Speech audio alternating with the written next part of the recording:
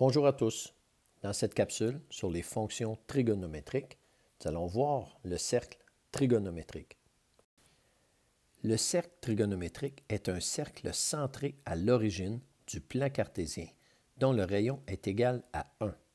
Son équation est x à la 2 plus y à la 2 est égal à 1. Nous avons ici un cercle dont le centre est placé à l'origine du plan cartésien. On est venu ici tracer le rayon de ce cercle, et si le cercle a un rayon qui est égal à 1, bien on appelle ça un cercle trigonométrique. À l'extrémité de ce rayon, on place un point P sur la circonférence du cercle. On va l'appeler le point P avec θ à l'intérieur. Le θ fait référence à quoi? Fait référence à l'angle au centre ici par rapport à l'axe des X et du rayon qu'on vient de tracer. En trigonométrie, le terme angle a un sens un peu différent de celui utilisé en géométrie. On va appeler l'angle trigonométrique θ, qui est davantage relié à un angle de rotation, donc de mouvement. L'angle θ, par rapport à l'axe des X, donc notre axe horizontal, on va tout simplement faire une rotation de θ pour se rendre au point P.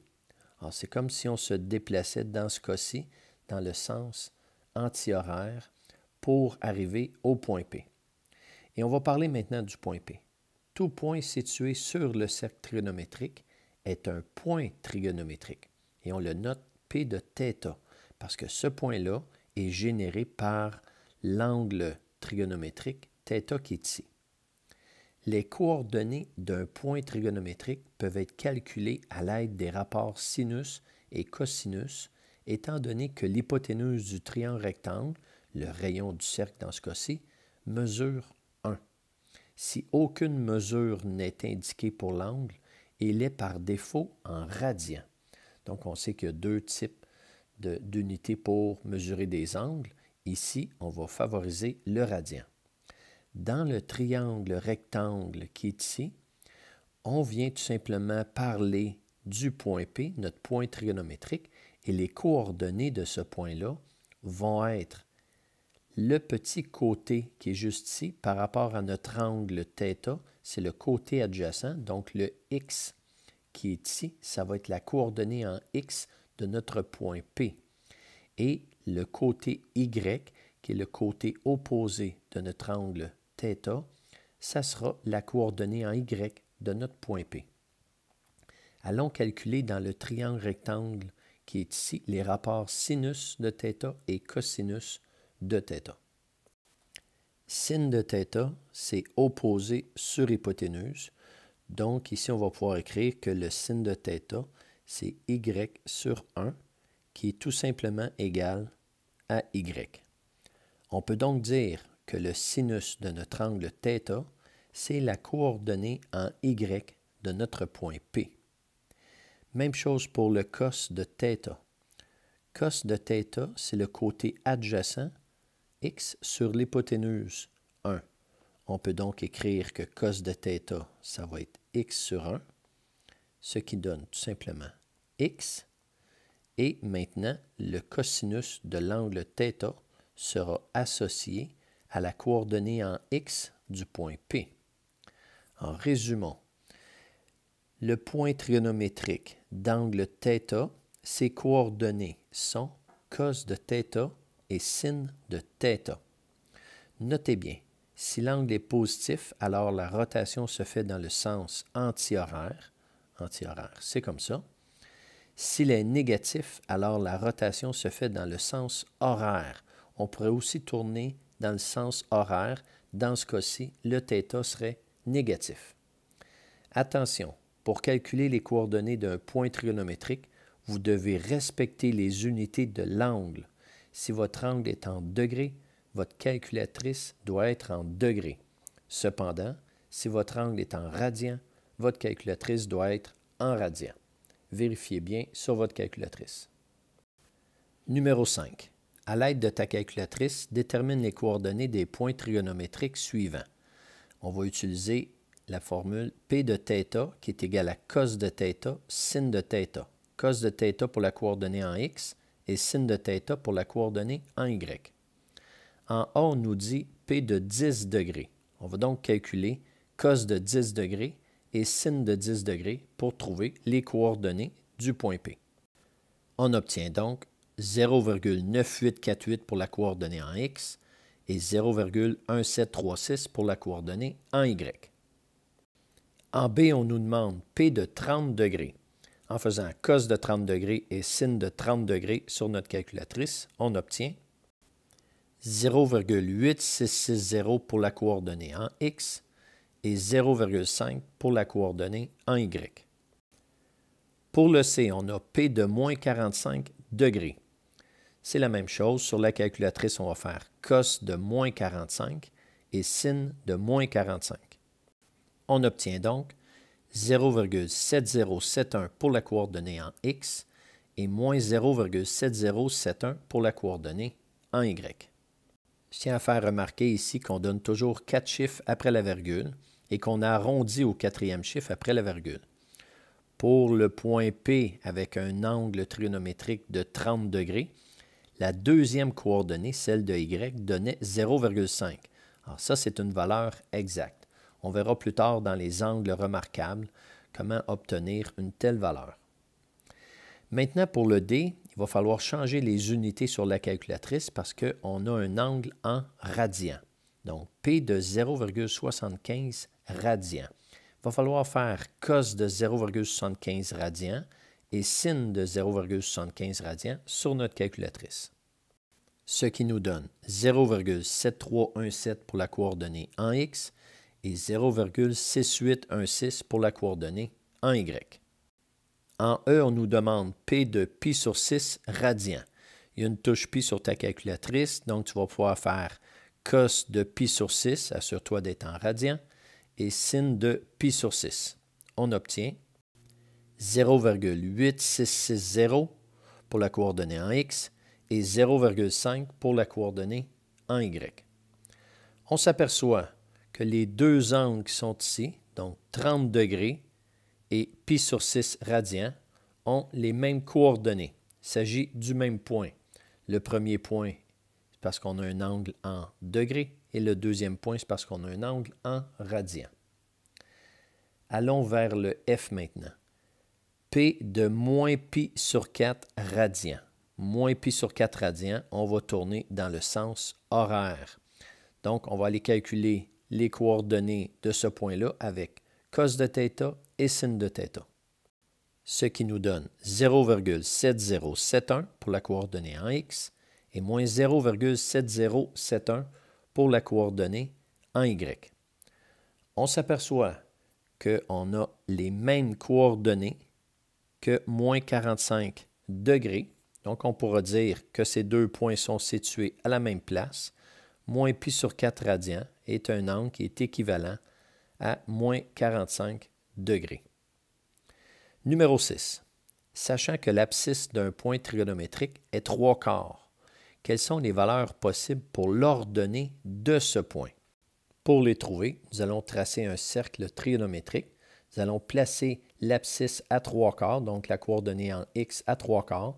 Nous allons trouver les deux valeurs de y sur ce cercle trigonométrique. Dans le cercle trigonométrique que voici, dont le rayon vaut 1, on est venu placer sur l'axe des x, donc les abscisses, une valeur de 3/4. On a donc tracé un segment qui est vertical et qui passe par x est égal à 3/4. On voit bien qu'on a deux valeurs de y possibles. Ensuite, on est venu compléter un triangle rectangle dont le rayon vaut 1 pour le cercle. Ça veut dire que l'hypoténuse de notre triangle vaut 1. Je suis venu retracer le triangle rectangle à l'extérieur ici. L'hypoténuse vaut 1. L'abscisse ici vaut 3/4, donc cette cathète-là vaut 3/4. Et on cherche la mesure de y. Maintenant, c'est juste d'appliquer Pythagore dans le triangle rectangle que voici. On a donc 3/4 à la 2 plus y à la 2 qui est égal à 1. 3/4 à la 2, c'est 9/16. Donc 9/16 plus y à la 2 qui est égal à 1. on va soustraire 9/16 de chaque côté, ce qui nous donne y à la 2 qui est égal à 1 moins 9/16. Pour soustraire les fractions, on va trouver dénominateur commun. 16/16 moins 9/16, ça va nous donner 7/16. Ce que je suis venu écrire juste ici, 16/16 moins 9/16 qui donne 7/16. Maintenant, y2 est égal à 7/16. On va faire la racine carrée pour trouver la valeur de y. Ne pas oublier le plus ou moins devant, donc y qui est égal à plus ou moins racine carrée de 7/16. Maintenant, on va appliquer le radical au numérateur et au dénominateur, ce qui nous donne y qui est égal à plus ou moins racine de 7 sur 4. La racine carrée de 16, ça donne 4. Alors voilà les deux valeurs possibles pour y.